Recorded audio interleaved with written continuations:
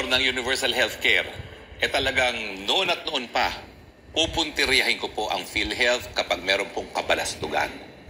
Napakalaking kabalastugan na naman po ang nangyari sa PhilHealth. Sa ngayon po sa batas na ating isinulong, lahat ng pondo po ng PhilHealth, lahat po yan dapat i-google para sa benepisyo ng mga miyembro. Tama. At kung meron pang ibigay lahat. Gagamitin para palakihin pa ang pondo na mas malaking benepisyo ang maibigay sa mga miyembro ng PhilHealth. Hindi kay ibulsa. Dahil ang ating adhikain po at ninanais nung ating sinulong po ang Universal Healthcare, wala ng Pilipino na mamamatay dahil lamang sa kahirapan. Exactly. Ang problema noon ng PhilHealth, kulang ang pondo. Kaya kakaunti lamang ang kanyang benepisyo na naibibigay.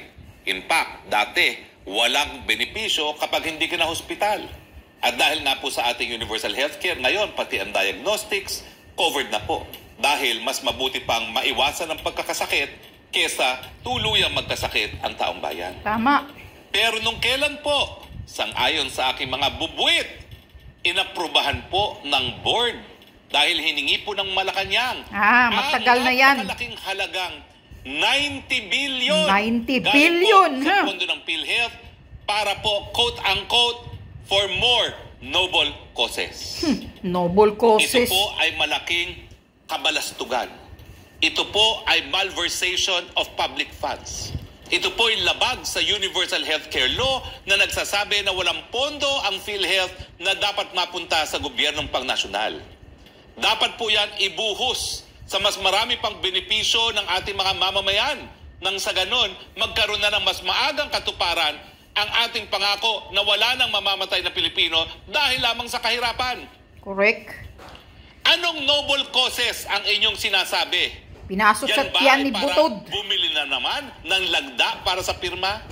Baka ganun. Para sa mga proyektong infrastruktura na pinakikinabangan ng mga politiko? Malinaw po ang batas. Kung dati ang problema ay kulang ang pondo ng PhilHealth, ngayon po, sumobra ang pondo. Bakit? Dahil pinagkakait ang benepisyo sa taong bayan at dahil pinataas pa ang premium. At huwag niyo pong sisihin ang batas na ating isinulong dahil yung pagtaas po ng premium, yan po ay napasa loob sa isang implementing rules and regulation na hindi po kasama dun sa ating batas na isinulong sa 17th Congress. Mahiya kayo sa mga sarili nyo at Malacanang. How dare you? Yes, yan. Kung sobra ang pondo ng PhilHealth, dapat binawasan ang premium. Bakit nyo pa pinayagang tumaas na naman ang premium? Kung merong pondo ang PhilHealth, ibinigay nyo sana yan sa mga tulong medikal dahil ang dami pong namamatay pa rin dahil sa kahirapan lamang.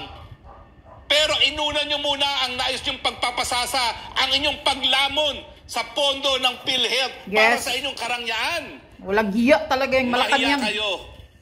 Dahil yan pong salaping yan po'y nakalaan para sa kalusugan ng bayan. Hindi po yan para lapain ng mga politiko. Mamatay sana kayo lahat ng mga lumalamon ng pondo na nakalaan para sa kalusugan ng mga mahihirap na mga Pilipino. Mamatay sana kayong lahat. But because we are responsible here in SMNI, iniimbitahan ko po ang kahit sino sa PhilHealth. Tumawag po kayo ngayon sa amin para marinig ang inyong panig. In fairness, kanina pa po namin kayo tinatawagan, kaya nga po hinuli namin itong segment na ito. Bakit kayo naglaan ng 90 billion for, quote-unquote, more noble causes? Ano pa ba ho ang noble cause kung hindi doon sa maiwasan ang pagkamatay ng mahirap dahil lamang sa kahirapan? Hindi ba ho wala nang mas noble na cause pa kung hindi yung karapatan mabuhay? Correct. Dahil napakadami pong namamatay dahil hindi lang nila kayang magpagamot. Wala na pong more noble cause dyan kung tayo po ay sisiguraduhin na maprotektahan ang karapatang mabuhay, lalong-lalo na ng mga mahihirap na mga Pilipino. Pasensya na po kayo. Wala pa ako sa gobyerno. Talaga po, binabantayan ko na yung PhilHealth na yan. Lalo na nung naisulong natin ang Universal Healthcare. Hindi pa ba sapat na mga patay nakakakuha ng dialysis benefit? Hindi pa ba sapat na yung hindi kinakailangan ng katarata ay binibigyan ng katarata operation para lamang makasingil? Hindi pa ba sapat yung anomalya na namibigay kayo ng grocery para lang magka-confine sa ospital lang kayo ay makakolekta sa PhilHealth? Ngayon, kayo mismong namumuno sa PhilHealth ang naglustay ng salapi ng PhilHealth para sa mga most noble causes na pinagbabawal naman sa batas. Yan ang problema sa administrasyon nito. Akala nyo, you are above the law. Yes. Pag hindi nyo po binawi ang resolusyon na yan, didimanda ko kayong lahat. Dahil yan po ay balakid sa pagiging tagumpay ng ating kaisa-isa pinaka-importanting batas na isinulong. Yang universal healthcare po, kung ako'y bukas, tatawagin na ng Panginoon at tanungin ni San Pedro anong nagawa ko dito sa planetang ito nung ako'y nabubuhay, universal healthcare. Sali mo si Lisa Marcos dyan. Kasuhan mo si Lisa Marcos. Bigyan Harry Roque ng tulong ang mga mahihirap.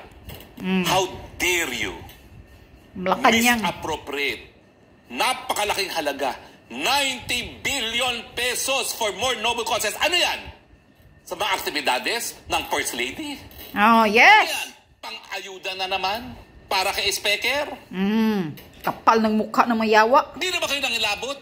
Yeah. Ang dami-daming namamatay dahil sa kahirapan? Tapos yung pondo na dapat ibinigay sa benepisya, ibibigay niyo pa sa mga ibang mga quote-unquote noble causes? Nakunwari lang yan. Bakit hindi yan?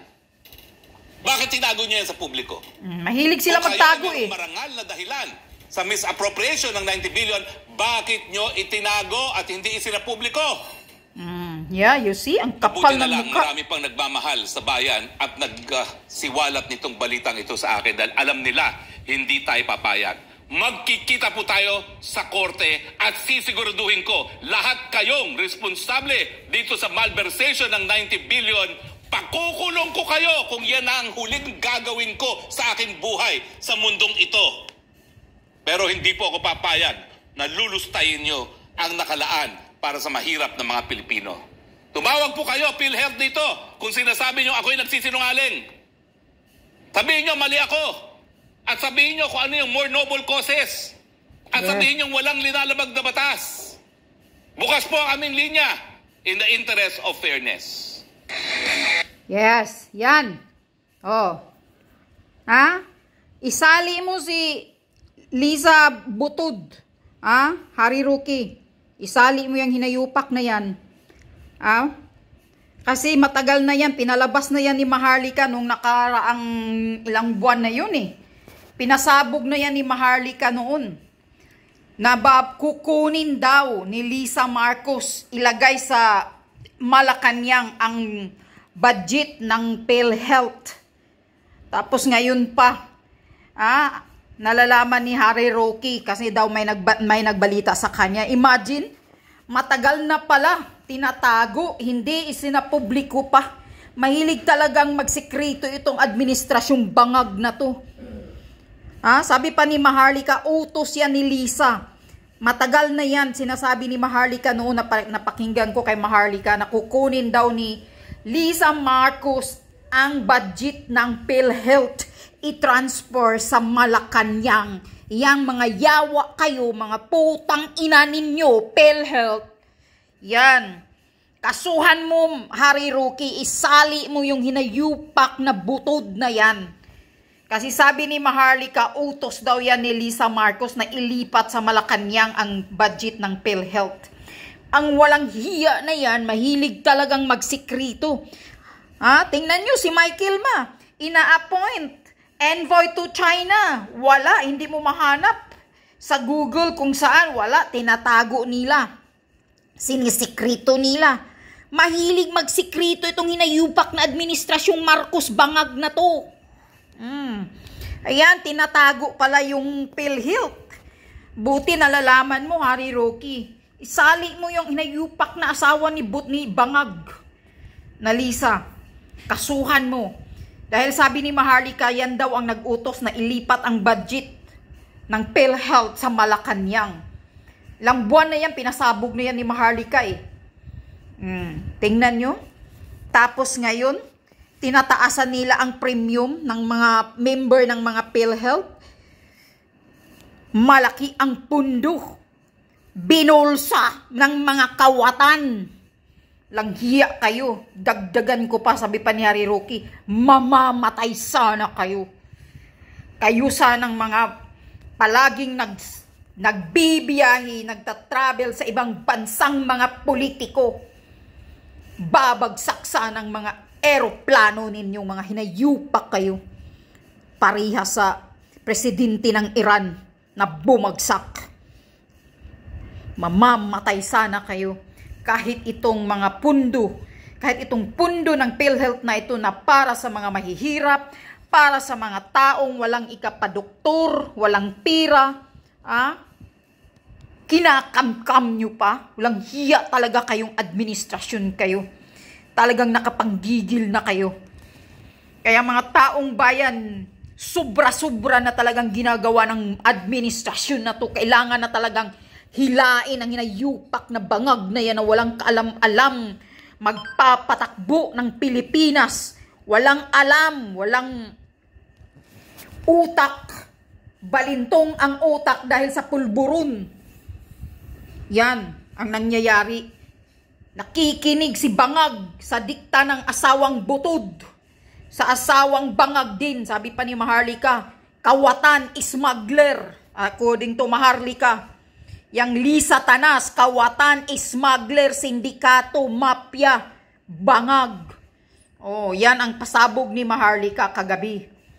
Kaya itong demonyong administrasyon na to, talagang papatayin kayong lahat. Sisip-sipin nila ang kahuli-hulihang pira ng Pilipinas bago man sila maitataboy sa demonyo. Yan ang balak ng mga demonyong administrasyon ito. Grabing korupsyon, right, left and right.